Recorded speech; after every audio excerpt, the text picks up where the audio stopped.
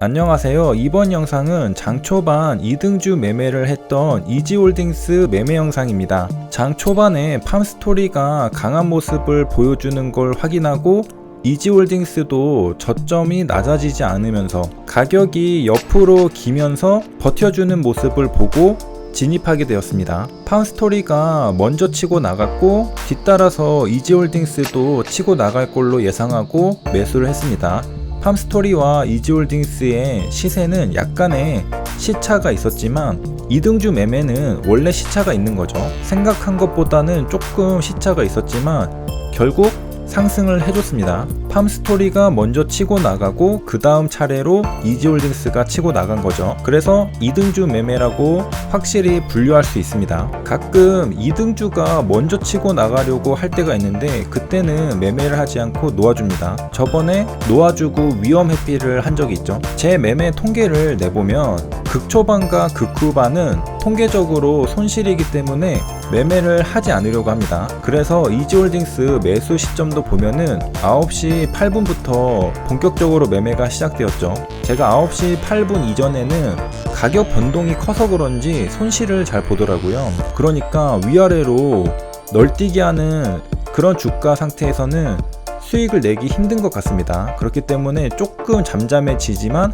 그러면서도 거래량과 변동폭은 살아있는 그런 시기부터 매매를 하면 좋은 것 같은데 9시 8분부터라는 결론이 나왔습니다. 물론 이거는 데이터가 쌓이면서 또 바뀔 수도 있습니다.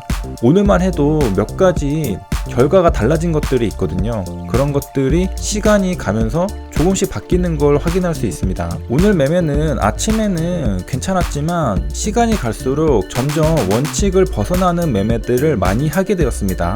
원칙, 주의사항 이런 것들을 까먹는 게 사실 문제입니다. 원칙은 기억이 나야 지킬 수 있거든요.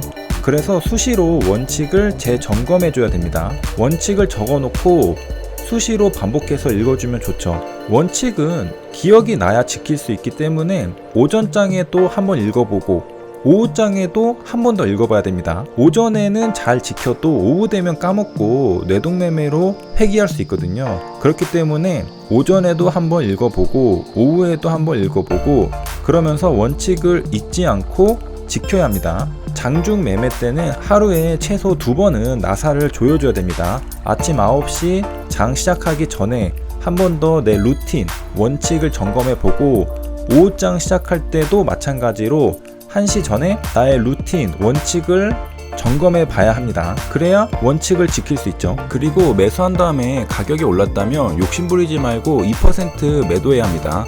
통계는 절대적이기 때문에 수익률 평균을 벗어날 수는 없습니다. 슈팅에 매도하면 되죠. 수익률에 E자가 보일 때 빠르게 매도 준비를 하면 됩니다. 처음에는 그렇게 짧게 수익을 내면서 발전해 가다가 나중에는 조금 더 가성비 좋은 매매를 해야 됩니다. 1% 매매는 조금씩 제거를 하고 3% 이상의 매매가 누적이 되어야 하죠. 그러니까 한번 진입했을 때 크게 수익률을 가져갈 수 있는 매매들만 추려서 모아야 한다는 거죠. 0.5%, 1%짜리 매매는 사실 안 하니만 못한 경우가 꽤 있습니다. 하지만 실력이 부족할 때는 그 0.5%, 1%짜리도 굉장히 소중하기 때문에 빠르게 챙기는 게 중요하고 점차 실력이 늘면서 수익률을 높여가야 되죠. 2% 수익을 낼 때도 있어야 되고 그 다음에는 조금 더 발전해서 3%짜리들도 계속해서 많이 매매할 수 있어야 됩니다. 그러면서 손절은 짧고 손실은 짧은 매매들을 세련화시켜 나가야 되죠. 결국 아는 게 힘입니다. 여기에 진입하면 수익률이 3%짜리다. 그런 것들을 알려면 결국에는 공부를 해야 되겠죠. 모르면 굉장히 불안하고 기분이 나쁜데 알면은 전혀 걱정이 없습니다. 미래가 어느 정도 예측이 되면 그 예상 범위 내로 움직이니까 대응하기도 쉽고 크게 걱정할 일도 없어지죠. 모를 때 불안하고 이상하게 기분이 나쁜 겁니다. 공포에 질리게 되죠. 알면은 공포감을 느낄 필요가 없습니다.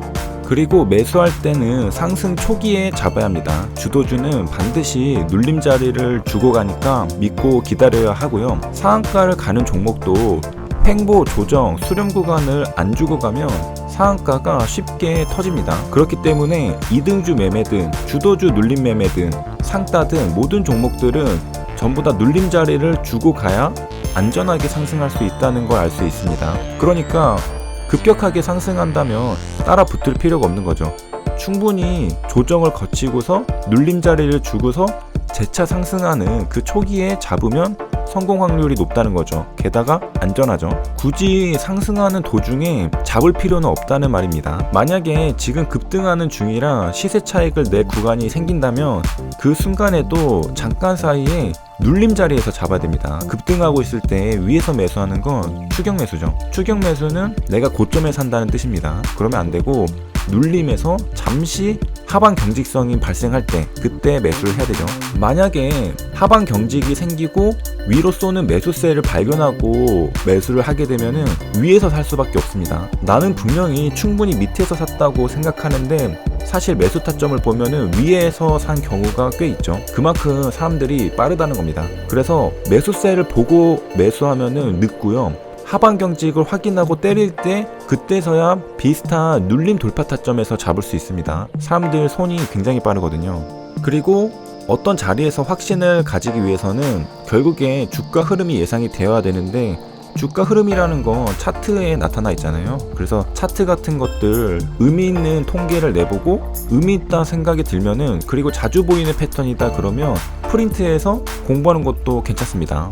벽에 붙여놓던가 자주 보는 위치에다가 놓고 반복해서 외우는 거죠. 그리고 이격도도 봐야 됩니다. 결국 이격도를 본다는 것은 내가 급등한 상태로 고점 추격 매수를 하지 않는다는 뜻이기도 합니다. 양봉으로 너무 높게 뜨면 고점이니까 양봉이 뜬 다음에 진입한다 하더라도 어느 정도 뜬 양봉이어야 하죠. 너무 급격하게 상승한 다음에 진입하면 그러니까 이격이 엄청 벌어져 있었겠죠. 그러면 다시 이동평균선으로 회귀하게 됩니다. 결국 고점이라는 뜻이죠. 그래서 이격도가 너무 벌어지지 않는 선에서 상승 초기에 매수를 해야지 성공할 수 있습니다. 고점에서 사면 사실 손실 보기가 쉽죠. 주식 단타 매매는 어떻게 보면 매 순간마다 신의 판단을 해야 됩니다. 가볍게 생각해서는 먹잇감이 되기 쉽죠. 내가 먹이를 잡으는 육식 동물이 되어야 되는데 오히려 반대로 초식 동물이 돼버리는 거죠. 그래서 매 순간 신중하고 똑똑하게 올바른 판단을 내려야 되겠습니다. 어떤 경우에 올바르고 현명한 판단이었냐고 생각할 수 있냐면 매수하기로 준비를 해서 계획적으로 매매를 하면은 올바른 판단일 경우가 있고 갑자기 양봉이 뜨니까 하고서 매수하면 그거는 빨려 들어간 거죠. 그러니까 양봉이 뜰 걸 정확하게 예상하고 있다가 양봉이 뜨기 바로 직전 시그널을 포착하고 순간적으로 매수 버튼을 눌렀다면 계획된 현명한 판단이라고 볼 수 있겠고, 지켜보고 있다가 갑자기 양봉 뜨는 걸 보고 나도 모르게 하고 누르는 순간 그거는 이제 초식 동물이 된 거죠. 고점 추격 매수가 된 겁니다. 그러니까 매수할 때는 이번 캔들에서 양봉이 나올 걸 예상하고 밑에서 때려야 합니다. 양봉이 나오고서 위에서 때리는 게 아니라 이번 캔들에서 양봉이 나올 것 같은데 노리고 있다가 순간적으로 때리면서 밑에서 때려야 된다는 거죠. 그러면서 양봉 캔들을 만들어야 됩니다. 그래야 순간적으로 수익 폭이 생기죠. 고점에 추격 매수하면 단기적으로 또 조정, 흔들리는 구간을 견뎌야 됩니다. 또 떨어지면 또 손실이고 거기서 이제 기도하면서 기다려야 되는 거잖아요. 잘못된 매매라고 볼 수 있겠죠. 제대로 된 매매는 절대로 기도하는 심리가 생기지 않습니다. 왜냐하면 정확하게 진입했으니까 나의 통계, 확률을 믿고 가는 거죠. 하지만 내가 잘못 샀을 때는 떨어질 것 같으니까 기도하게 되는 거죠. 제발 올라달라고. 그래서 매 순간 매매할 때마다 합리성을 가지고 매매를 해야 되겠습니다. 그러기 위해서는 안 해야 될 건 또 안 해야 되죠. 절제력을 가져야 되고 인내심을 가져야 됩니다. 내가 잘못된 행동을 하고 싶을 때에도 반드시 인지하고 참아야 합니다. 그래서 내가 올바르게 적립한 매매 외에는 절대로 하면 안 되죠. 다른 거는 절대로 하면 안 됩니다. 도움이 되셨길 바라며 여기까지 시청해주셔서 감사합니다.